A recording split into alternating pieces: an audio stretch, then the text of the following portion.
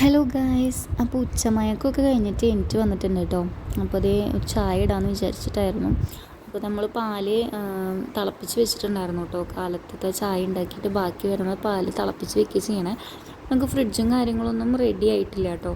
അപ്പോൾ അതേ ചായയും കാര്യങ്ങളൊക്കെ റെഡി ആയിട്ടുണ്ട്. അപ്പോൾ ഞങ്ങൾ താഴെ ഗ്രോസറിയിൽ പോയിട്ട് ഞങ്ങൾ കുറച്ച് സാധനങ്ങളൊക്കെ മേടിച്ചിട്ടുണ്ടായിരുന്നു കേട്ടോ. നമ്മളിവിടുത്തെ കടകളും കാര്യങ്ങളൊക്കെ പരിചയമായി വരുന്നേ ഉള്ളൂ. അപ്പോൾ കുറച്ച് സാധനങ്ങൾ മേടിക്കാനുണ്ടായിരുന്നു. അപ്പോൾ പോയ കൂട്ടത്തിൽ ഞങ്ങൾ മാഗി മേടിച്ചതായിരുന്നു കേട്ടോ. അപ്പോൾ ഈവനിങ്ങിൽ നമുക്ക് ഉണ്ടാക്കി കഴിക്കാമല്ലോ എന്ന് വിചാരിച്ചു. അങ്ങനെ മാഗിയും കാര്യങ്ങളൊക്കെ ഉണ്ടാക്കി കഴിഞ്ഞു കേട്ടോ. അധികം പണിയും കാര്യങ്ങളൊന്നും ഉണ്ടായിരുന്നു. അപ്പോൾ നമ്മൾ വേറെ മേടിക്കുന്നതിനേക്കാളും വേറൊരു സ്പൈസി പോലത്തെ ഒരു സംഭവമാണ്. അപ്പോൾ ഞങ്ങൾ ഫുള്ളതിൽ ഇട്ടില്ല സ്പൈസസ്.